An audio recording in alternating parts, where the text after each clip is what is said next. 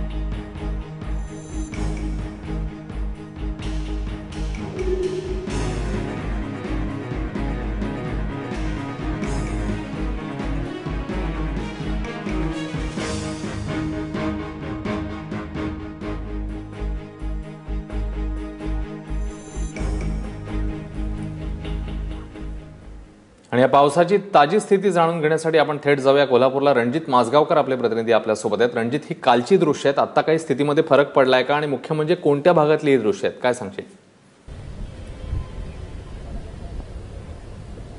अश्विन, गेल्या शनिवारपासून सलग 5 दिवस कोल्हापूर जिल्ह्यात मुसळधार पाऊस पडला आणि या पावसाचं सर्व पाणी या कोल्हापूर परिसरात पसरल्याने सध्या कोल्हापूर जिल्ह्याला महापुराची किंवा पुराची मगरमिट्टी घट्ट बसलेली आहे। 2 दिवस पावसाचा जोर शहरामध्ये कमी आहे, मात्र धरण क्षेत्रामध्ये पाऊस सुरू असल्याने पाण्याची पातळी आहे ती केवळ 1 फुटाने कमी आलेली आहे। म्हणजे साधारण पंचगंगाचा जो पुराचा धोका आहे तो 39 फुटावर आहे। सध्या 45 फुटावर पंचगंगा वाहतीये। अशा परिस्थितीमध्ये 1400 लोकांचं स्थलांतर करण्यात आलेलं आहे।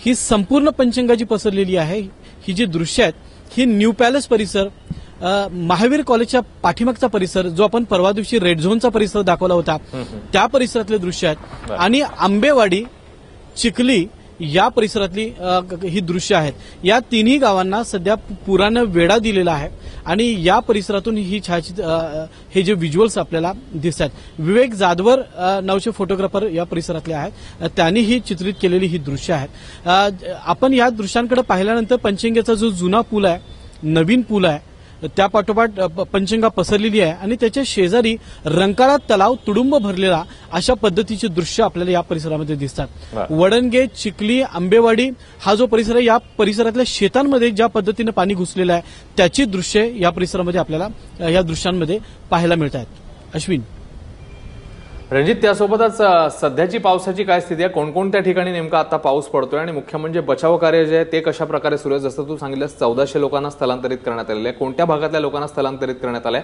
आणखी काय अपडेट्स आहेत त्या संदर्भात?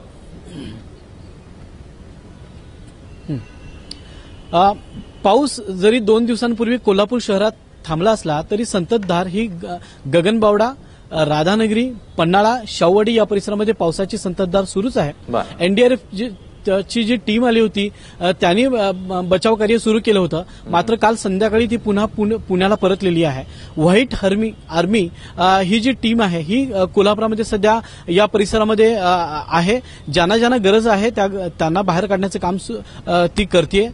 पावसाचा जोर कमी असल्यामुळे थोडासा दिलासा मिळालेला आहे. एकूण कोल्हापुरामध्ये बापट कॅम्प असेल, शाहूपुरी, व्हिनस कॉर्नर हा जो परिसर आहे या परिसरातून कोल्हापुरामध्ये जे पाणी आलं होतं ते थोडंसं आता निवळायला सुरू झालेलं आहे, कमी व्हायला सुरू झालेलं आहे. मात्र कोल्हापूर शहरावर सध्या काळे ढग आहेत पण पाऊस नाही अशी सद्यस्थिती आहे. अश्विन, रणजित, त्यासोबतच येत्या 48 तासासाठी हवामान खात्याकडनं काय नेमका अंदाज वर्तवण्यात आला या संदर्भात काही माहिती मिळाली आहे?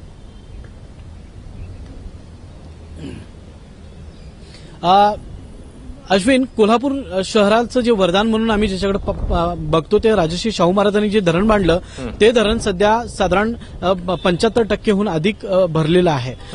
हे धरण भरल्यानंतर याचे 7 दरवाजे उघडे झाल्यानंतर कोल्हापूरमध्ये मोठ्या प्रमाणामध्ये पाणी येतं आणि त्याचा पुरात रूपांतर होऊन कोल्हापूरला खरं तर पुराचा फटका बसतो.